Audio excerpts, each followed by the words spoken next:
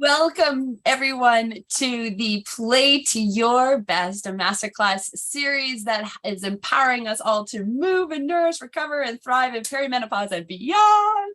I am Tennille Hoogland, one of your hosts, and today we have the incredible Dr. Maria Luque. Welcome, welcome, welcome.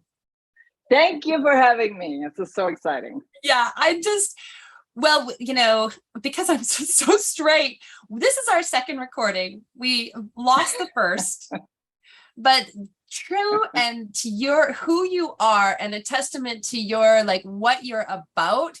You're like, of course, Tennille, we're going to record it and it's just going to be better this time. So, I just wanted to share that right from the outset because things happen. Yeah. Technology does what technology does, whether it's my fault or Zoom's fault or whoever, doesn't matter. It happens. But how you came into the space and how you showed up just is exactly what we're talking about in today, actually. Like in so many ways, we're talking about body image in part, yes. Who we are, how we show up, how we forgive, how we look to each other and see humanity and be like, it's okay, Tennille. I'd love to speak to you again. And so I just, not only, okay, now I'm going to just talk to, about your bio a little bit here, but not only are you just a phenomenal human, you are a fitness expert. You are a health science professor, which is where the doctor comes in, right? So a PhD in that, a menopause nerd, something that you've really come in focusing in on. And we're going to hear about your story a little bit more. A busy mom, passionate about sharing knowledge. I mean, here you are. And there's so many more things I want to say. You are the creator of Fitness in Menopause. And this is a community that is absolutely about how women are navigating through, celebrating, getting through the challenges together of menopause. And you have come into it just with such a science and just a rigor because, like you said, you're a bit of a nerd that way. So let's call a spade a spade. Tons of accreditations and all that stuff. Is there something that I'm missing that we need to get into about who you are? No, I am, like you said, I call myself a menopause nerd because I am genuinely interested. I said the expert title is overused and I don't do it. That's why. So I genuinely enjoy learning. And I think it has the community aspect, as you were saying. It's just that is what it's all about. Yeah. I think it's interesting. Like you bring up this idea of expert and I really, the experts are those who recognize the gaps. Mm-hmm. The experts are those that have more questions than answers.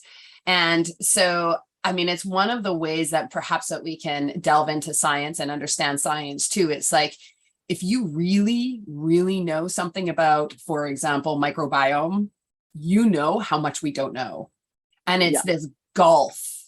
And I think that this is so true within the menopause space and the perimenopause space is that if you think you know something, just wait till next week. Yeah. And that's part of the journey. And that's part of why I just wanted to start up and say how you show up in the background was just a testament to how you show up for your clients and for the people that are around you. So we're going to get into body image and I want to just bring forward why how did you get here and how did it, because it's something that we struggle with so much. And how is it that you came into becoming really in tune and starting to dive deep and understanding this element of what we struggle with here as females?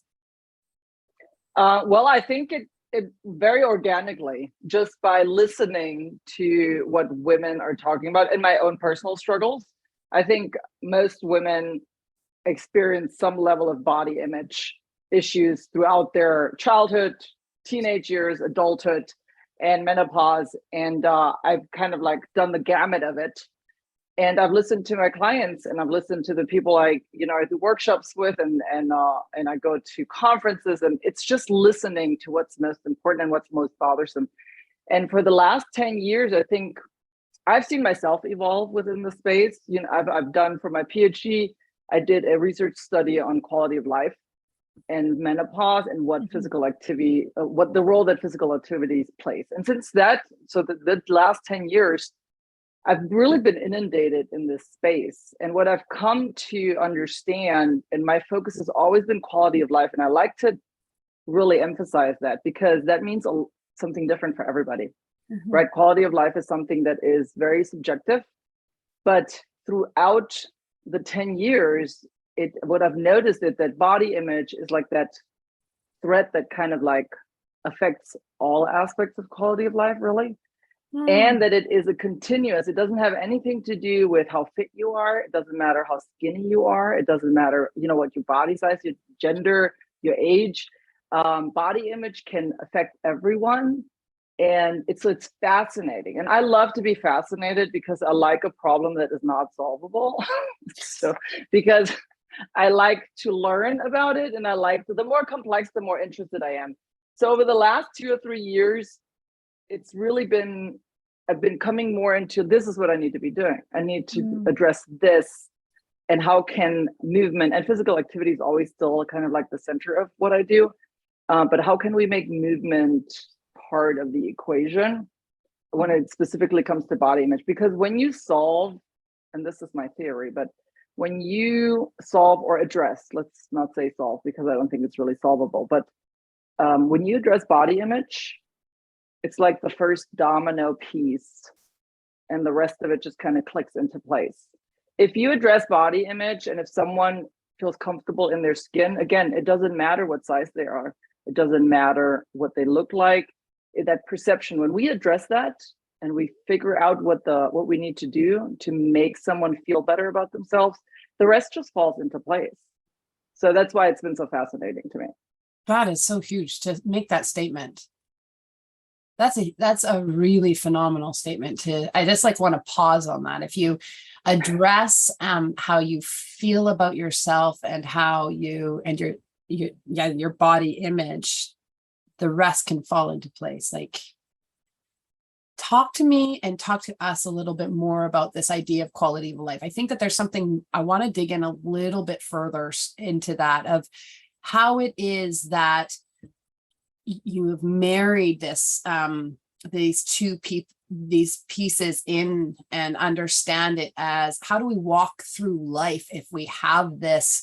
Maybe it's easier to talk about when we don't have, when we have these messages of, I'm not enough, or my body isn't right, or I need to fix something. And what does that actually look like in the quality of life setting? And what has the research shown, and what are you finding? Well, from a quality of life perspective, what's been interesting, I think, is that throughout the research that I found, given that, research, you can find any research for any aspect, but that moderation has always, moderate physical activity, like that, finding the center, not the highs or the lows, in whatever aspect that is, has always been good at improving quality of life. But the problem, I think, that exists, and that's with body image itself, that we don't take the time to actually evaluate what quality of life means for us. We're waiting for someone else to tell us what that is and how to solve it. Tell me what I need to feel better, or to increase my quality, right? Because you're getting the ads all the time about, if you do X, Y, and Z, then you're going to be happy. You have more money, you have more vacations, you have more, thinner, you're whatever it is. But what if we need to sit down and figure out what that is? For me, for some people, going and on a 2-hour run is bliss. You couldn't pay me to do that. I'm just not a runner. I don't enjoy, I don't enjoy it. Yeah. It's this, and then that's just for movement. But some people like to go to a coffee shop and spend $8 on a cup of coffee and read a book. And others might look at that as why are you spending $8? You could sit on your couch, make yourself a coffee that is free. And so it's that we put a lot of judgment on other people's quality of life. So it's about you needing to sit down and thinking what truly makes me, like, gives me that kind of like smile inside. It doesn't even have to be an outward smile, but when you think about it, it gives you a sense of happiness. What is that? And it's very unique to yourself. It doesn't have to be something else. Like I said, you know, the gamut of possibilities here.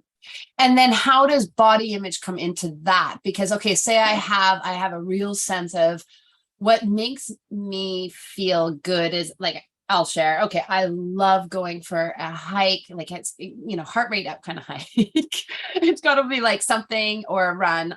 You know, something that is active in the trees, connecting with nature, coming back, seeing my family. And what happens when that body image is, oh, but I felt like I could have been faster if I didn't maybe, or like jiggle, that I didn't feel good in my run because, and then so this thing of bliss has now been kind of taken away because I've judged myself within it. Is that how it is pervasive almost in affecting what we know what we love to do, but it's being taken away from us in a sense because we have this internal battle going on of just like, yeah, that was really nice, but so too bad you didn't, you know, whatever.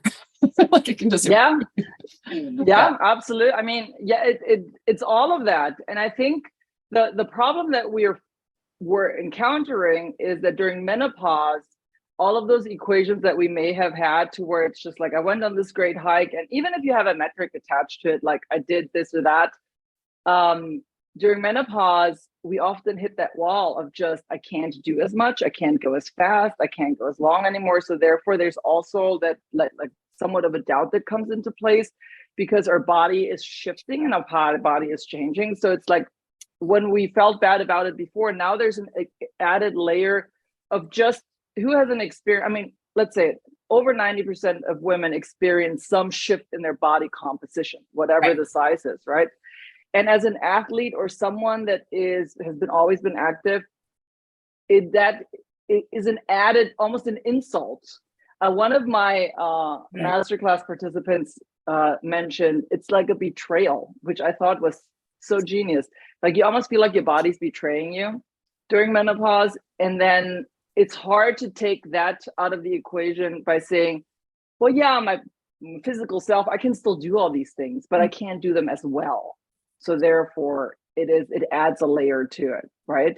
But body image, again, it's like because it is not attached to a size or a weight or a age or gender, really, but since it's hard to pin down. But at the same time, it affects all levels of our psyche, because if you constantly you can't walk past the mirror without getting that glimpse of, you know, something, or someone saying something to you, or you have clothes don't fit, or you can't go as fast, and you're doing, you know, all those things, like you're doing all these things, it's pervasive. Yeah, it kind of infiltrates our psyche. So until we address that, it's almost like addressing that devil in your head. You need to face it and kind of have a talk and have a chat with it and address it. Just like what I was saying with the quality of life earlier, rather than kind of letting it be like, I just need to get over it. Now sit down and let's talk about it, and let's have a conversation about it on how to address it. And that's what it comes down to, because I truly believe that until you address that, if it's something that is in your head, it's constantly going to add doubt to what you do. It often derails you, and it just doesn't let you reach that full quality of life that I think is possible when you manage it, or at least address it. Let's address it. Yeah. Let's talk a little bit more about, I just want to make it really clear, because if in order to address it, or in order to hear it, can you share with us those voices? Like, what is it that we are saying to ourselves that we may not even know that's a body image talk? You know what I mean? Like sometimes we're so good at it and we mask it. And that is, and we don't see it as you're down, you're doing the down. You're hitting, you're hitting yourself again. And we don't even see it. So tell us, share with us some of those messages that, what we tell yourself, like, what do you tell yourself? I can share what I tell myself as well. So what are some of those things to help women see? Well, I think sometimes it's might hesitate to participate in activities. Like these are the underlying ones. You don't even have to say it out loud, right?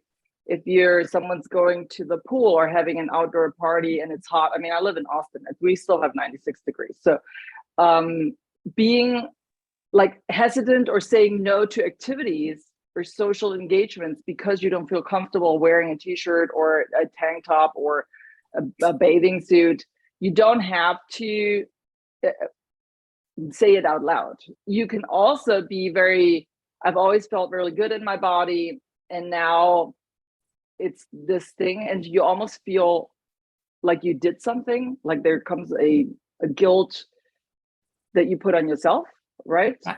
And like I let something slip, or yes. I ate that extra piece of cheesecake. Yes. Or yes. Or the makeup workouts, right? It's just feeling that you have to make up for something because you think you did something bad, or so it influences how you live and how you interact with other people in all sorts of ways, because you might not be able to go and have a meal with your friends because you know that you're going to feel uncomfortable eating what you want to eat, or yeah.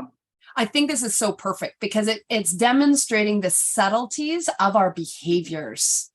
Like we can, we talk about this in a more or up a level of like, oh, it's not just the messages of like, oh, I feel so fat, or I feel this way, or I would like to look like this, or I used to be. Like those are things that, okay, maybe we can pinpoint really clearly. But what you're pointing to, and I think is super important, is that the subtleties of how we show up.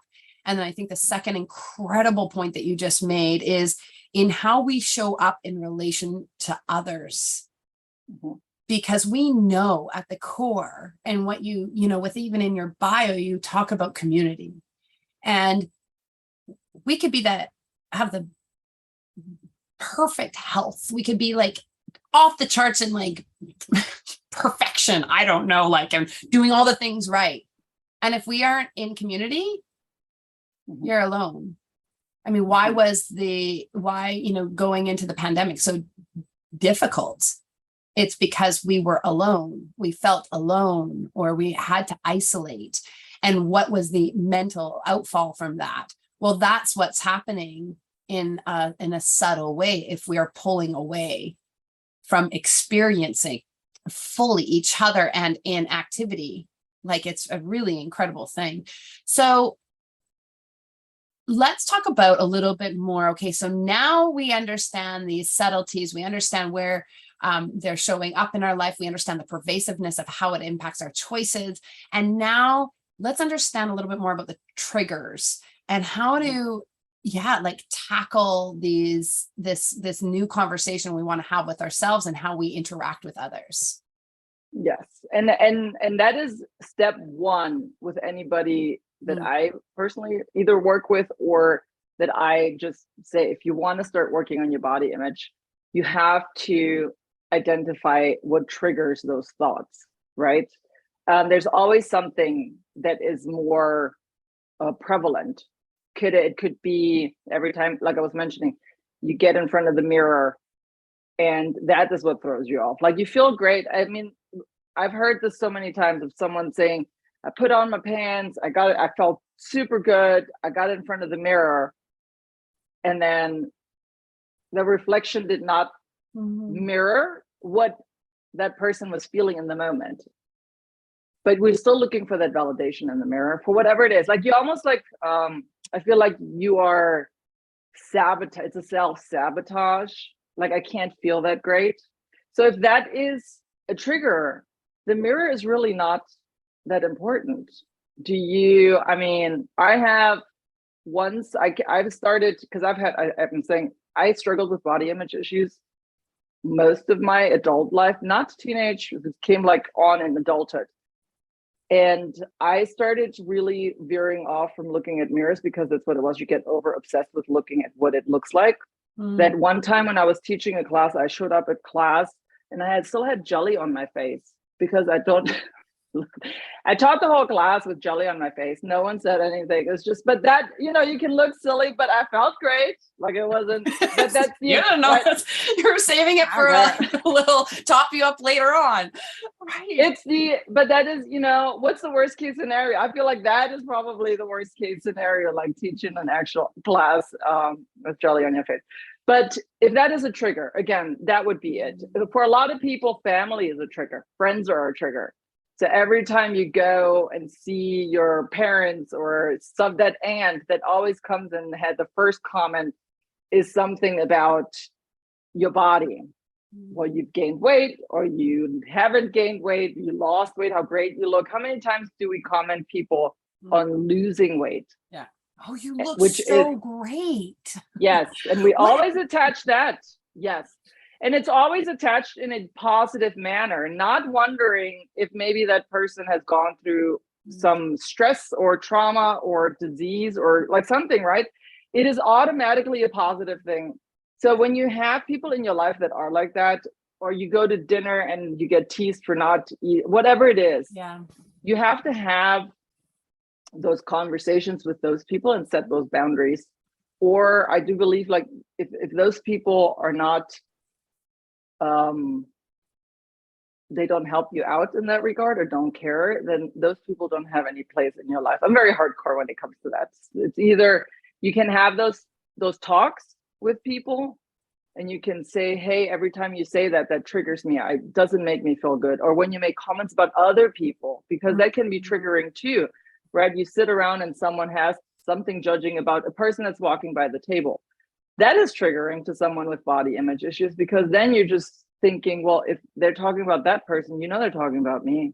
So having those conversations, though, I think you get a lot out of it, especially when it's with other people, to actually sit down and say, hey, it's not good. If this is how it is, I can't hang out with you. I can't be around you. I can't have my children around you if those are the comments that you're making, right? I've had those conversations with my family. And not to say that it's not ill-willed, right? My mom is a different generation. It's this kind of like chubby thing, like look at those chubby cheeks, when my daughter, and it's still that if you don't eat everything that's on the plate, that whole thing. And I've talked to her about it. I said, Mom, it's not okay. You can't be saying that. Like, I don't want you making comments about her physical self, even if it's not ill-willed. And most of the time they just don't know. Right? So those boundaries, what is it if you put on clothes and those clothes are not going to fit you, but still somehow you're hoping, it's that irrationality that comes to it. We got to get rid of those clothes. Pick clothes that are good for you. And if you ever get to a size that is not in your closet, then you get that size that's you get it, right? So it's those things, identifying those triggers. And they're very different for every single person. But it's scary because when you identify them, you almost have to do something with them, right? Well, I think this is a really good point, so we start to understand what you brought us through is an awareness. So I call it ACIT model. So it's awareness, then you're connecting it to the trigger. Mm-hmm. So the next in of my ACIT model is connection and understanding, where are all these pieces and where's the soup and what am I willing to do to have and be in conversation? And they're tough conversations. And I remember being in, it was through Landmark, and it's like sometimes nice, like it doesn't pay to be always nice because it's not serving them and it's not serving you. And what we have to do is actually we have to have the faith and the compassion and the love to lift ourselves and the expectation of you're big enough to handle this. right? And if we don't, if we're always shying away from hard and tough conversations with ourselves or with the others that we love in our life, then we're not holding them up to being like, we can do this, we can get through this because we care about each other. And if that understanding is not there, then if we don't want the good for each other, then you're right, why are we in a relationship here? I mean, it just becomes really clear. So lifting and being ready to take it on. You have to be ready, but and this is where the community aspect is so important, because I think there's such a shame that goes with admitting that you have triggers, that admitting it's almost like if I admit that you're joking around about weight or body is triggering to me, who hasn't been made fun of then? It's like when you go, even if you go to eat out and you don't want to eat what other people are eating, not because it's a bad choice for you, because you're on a diet. What if I just want to have a salad and someone's constantly saying, well, oh, you're just going to have a salad? Like there's those jokes that are made. It almost feels like you're admitting that you're weak. But in the community aspect, and what I have found out with talking to women and women, bringing people together in a community, is that when women realize that there's other people that have this exact same triggers, they have the exact same experiences or similar, there's a power in that, because it isn't something that is unique to you. I mean, your experience is unique to you, but the issue is something that is very common. The body image issues are incredibly common, just like depression during menopause is very common. So those things, when we have those conversations, and this is why I was more than willing to have the second recording, because this is a message that needs to go out. We need to have these conversations to say, this might be hard. And when I work with someone, right off the bat, I say, this is going to be a lot of work on you, like a lot of work that you will have to do. I can guide, I can give you the tools, but you will have to sit down and really face some of these conversations with yourself. We can have them together in a group with other people. It's easier sometimes, but those conversations still have to be had with yourself. And it is the price at the end. The reward is so big. It's such a big reward. Oh, so huge. Yeah. Yeah. And I think I just want to reiterate something you've been saying throughout this interview and this conversation is, it doesn't look, body image issues are not, they look like everything and everybody, just because somebody like, myself, it doesn't look like I would have body image issues. I was, fittest, strongest, like ripped individual. And let me tell you, my body image issues, it doesn't look like a certain thing. And so it is unbelievably unique, and it's just across the board. And to have such compassion and connection with others, to see, like, I don't know your story, but maybe I can share some of my own, and have that is super powerful. So what do we do if, these thoughts, like they're going to keep showing up, aren't they? Yes, they are. So we're not going to be like healed. You are now healed. You have no more body image issues. That ain't going to be the case, is it? Or tell us a little bit more what, we can expect when we're doing this work. I think that, and again, I speak from my experience and from the experiences that I've been fortunate enough to have heard from women. You can learn to not let it control your life. You can learn to manage it to an extent that it doesn't derail you. So if you do get in front of the mirror and you have that fleeting thought, that you're able to catch it, acknowledge it, and let it be. Like those things, the thought I have every day, still thoughts like that every single day, but I don't let it. I think you win when you don't let it change how you go about your life.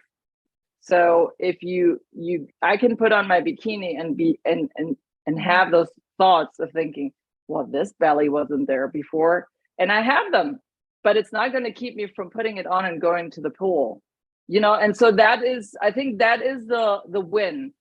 At the same time, I think that that trend of body positivity has been becoming toxic, because now it's that hashtag, and that it almost gives women the appearance, not the appearance, the illusion that it's easy. You just make up your mind. You can just sit down and say, I'm going to not have any more bad thoughts about myself. You have the choice. Like, it's those things of like, you choose to feel bad about yourself.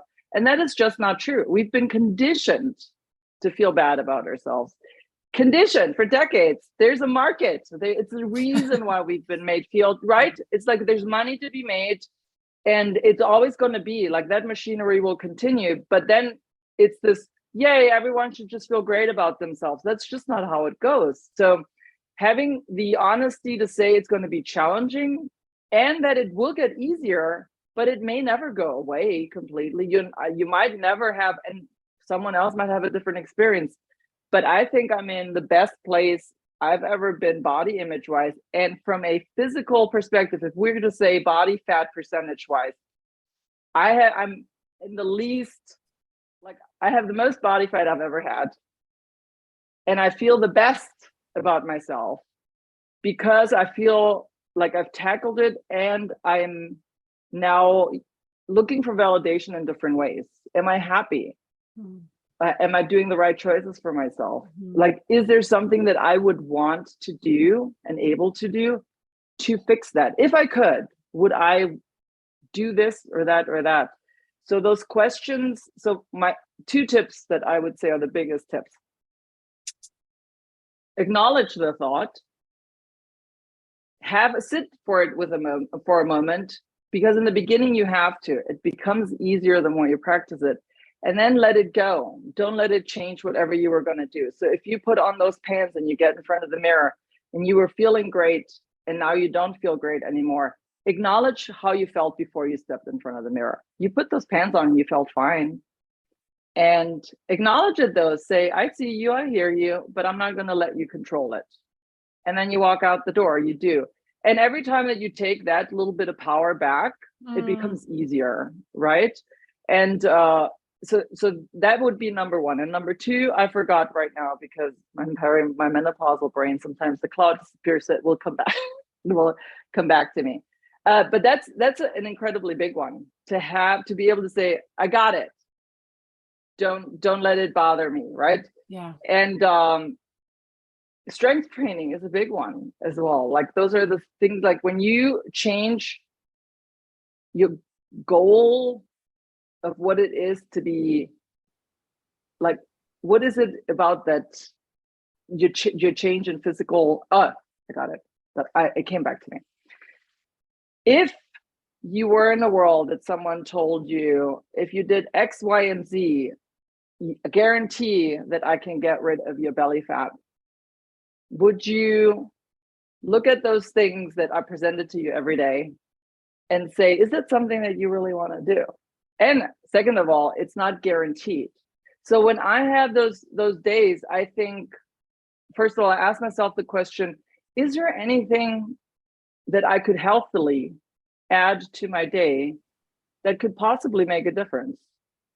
And if I can say yes to it, then that's something maybe I want to do. So if I know that I'm doing, like, I could be walking maybe a little bit more, or something that is healthy though, I want to say this, not adding more things to you, but things that are realistically healthy, adding some more nutritious food.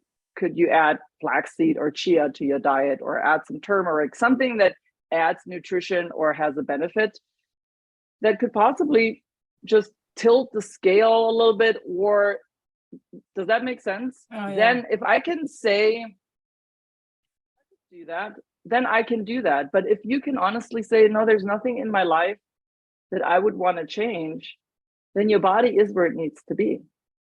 Like, that's where your body currently needs to be. And when we trust in ourselves and in our bodies to make the right choices for itself, then I think but again, this is a practice. Then I think you become at peace with where your body is.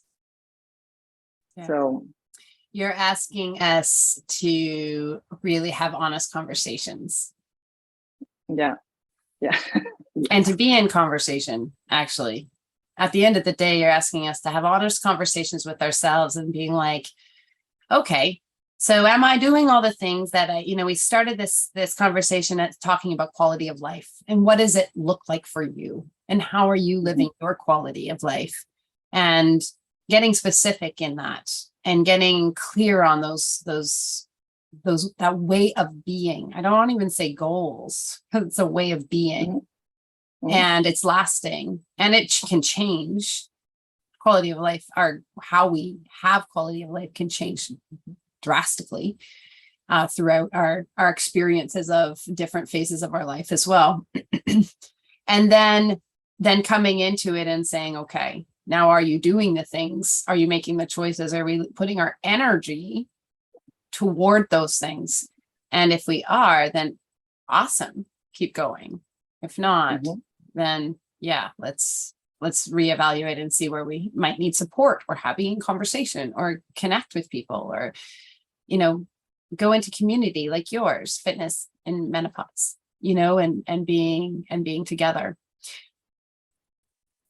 And if I may say something, I think one of the big those conversations that you're having is a conversation that really we've been asked to do, or if you were ever wanting to be in tune with your body.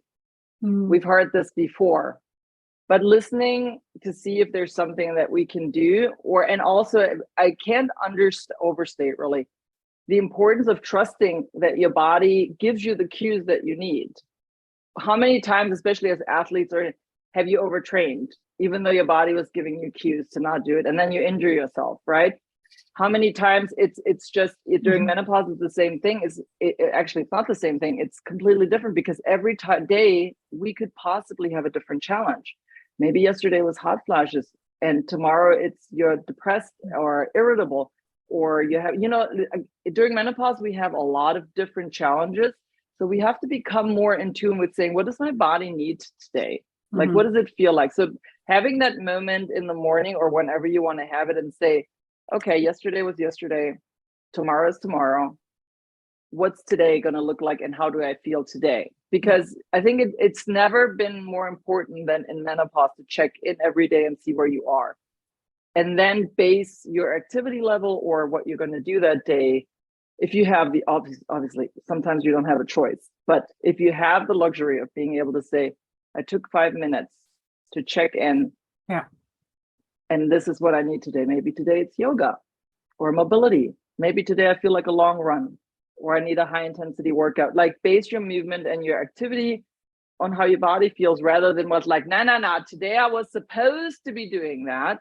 Yeah. And so having those really honest conversations and trusting that you know what you're doing. We're old enough. We know what we need to do. Yeah. Yeah. I think that I just really want to come into it, because I tell my athletes this too, is trust that, because there's a lot of, you're giving freedom, and you're giving the possibility to be agile and to have emotional agility. And that for a lot of people is really scary, because it's like, well, what if I don't stick to it? Maybe I'll slip up. It goes back to your point of makeup workouts. And we have come from a way of being, many of us, just by the idea, like this age, right? Like, we're going into a different time of our life and age and wisdom. And just by that, we know now it's like, okay, so I have to actually listen to myself, and I have to trust that I will have them, that I still want it tomorrow. Yeah.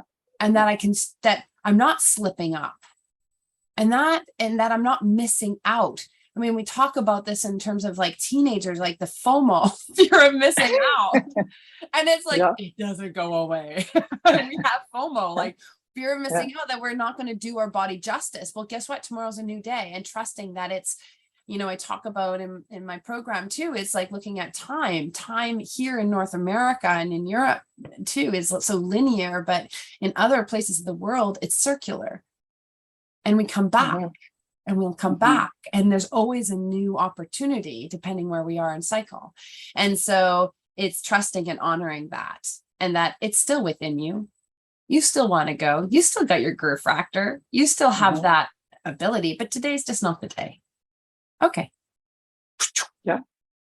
Yeah, exactly. It's huge. Well, what if today is the best day? What? If you live your life that way, because I think from an athlete perspective, what you were saying too, a lot of time you will, and this is also something I learned so much in my, like when I talk to people and have courses, because these things come up. And you, like when we talk, right? It's like this conversation today is different from the one we had last week, because you come up, you just like you get ideas, but fear to not be on track a lot with an A-type personality, or someone that has been you're training for something constantly, like you're training for the triathlon or that marathon or something, to where you have to follow a specific program to get where you need to be. But if you have a break, then will you fall off the wagon? No, because you actually enjoy working out. Like this is what you like doing. It's will called quality of life. Exactly. And that's, again, it goes back to figuring out what it is that you need. But again, during menopause, what if you didn't sleep all night? You're not going to get up at 4 o'clock in the morning and do that 5 or 10 mile run, whatever people do. And so being able to wake up and say, I know I had this plan today, but today, the best I can do is do a little bit of movement, go for a long walk instead. And giving yourself that permission to do that is incredibly powerful. And it actually does the opposite of falling off the wagon. It makes you feel like you don't need to control the situation, like to again, trust that you're rolling with the punches, because you've been doing this for a really long time. We've been on this, by the time we reach menopause, we have a lot of experience. We've done a lot of things. We've done a lot of diets, a lot of fat workouts. And, we know what works and what doesn't. And what works is if you're kind to yourself and you're able to say, today, the best that I could do today is this. It's not the same as yesterday or tomorrow, but that today, that's my best. And so treating every day as that unique, judgment-free, this is what I had today. Yeah. Amen. All right. Is there anything else before we get into your free gift and before we get into my rapid fire questions? Is there anything else that we haven't touched on today that we really wanted to make sure that we talked about, or that you wanted to talk about? Well, the one thing that that's very shortly, but strength training is a non-negotiable for body image. Right. I think you have to include that. So if it's not something that you're currently doing, that is the one thing that I would tell you to try to start, because it's very effective and it's very powerful to feel stronger. And so that is a tangible thing. If you're not ready to have those conversations with yourself that we were just talking about, strength training is a step that you can take before you have those conversations. So, because a lot of times people are like, I'm not quite ready to have that conversation, but you can start doing some strength training. And so that would be the one thing. If you had to start tomorrow, that will be the one thing to do. I was listening to a podcast with Dr. Peter Attia, and he said, you give me one person in this world that would say to their future self, I wish I wasn't that strong. Mm-hmm. Yeah. I wish I didn't. I wish I was never very strong. Like, we're not going to hear about it, because it just gives us access to so many things in our life. Yeah.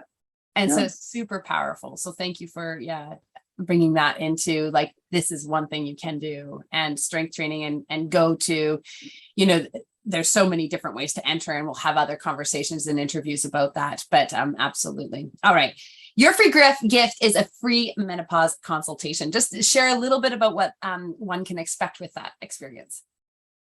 So really what it is I just take now physical activity perspective from a menopause status, symptoms, and have a quick chat to see if there's anything that I would recommend you change, or start. So that's pretty much it. It's like it's a thorough questionnaire. We meet and we talk. And a lot of times it's just like little tweaks, especially for someone that has been working out for a long time, or people that are just starting out. This could be your start on creating a path.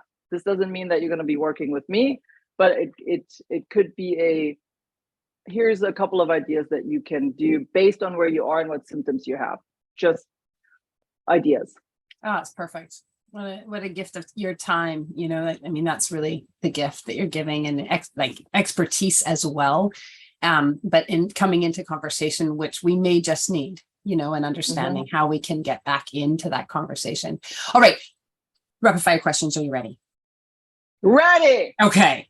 What in your work or in your learning that you're truly excited about right now? I am excited about the new things, the research that is being done in menopause. Every day we're learning something new. So that's what I'm really excited about. Super cool. What is one thing that you're grateful for? All the amazing women that I've had the fortune and honor to be around that share their experiences with me. Cool. It's a huge gift, isn't it? Incredible. I mean, I wouldn't be where I'm at now without them. Isn't that amazing? We have the best jobs in the world. Yes. Just in case you ever want a career change, we have the best job in the world. What is one principle that you live by? Treat others the way you would want to be treated. I believe that if everybody would do that, then it would be a better world. I love it. I'm going to give you the final word of our amazing conversation. I just want to say thank you for your graciousness, for being so present, for giving, getting your message out into the world and being willing to do it again. Yay! Anytime. I love this. I can talk about this all day, and I'm really grateful that you're doing this, that you're putting this together, and that you asked me to be part of this. I love to be part of a project that has education as a goal. And I just want to tell all the women out there, the solution, you are the solution. Don't get distracted by other people selling you stuff. It's right here. You just have to take the time and talk to other people. There's a lot of people that are willing to help, and it doesn't cost any money. So, but you are the solution. So cool. You are the solution. Love it. Thank you. Thank you.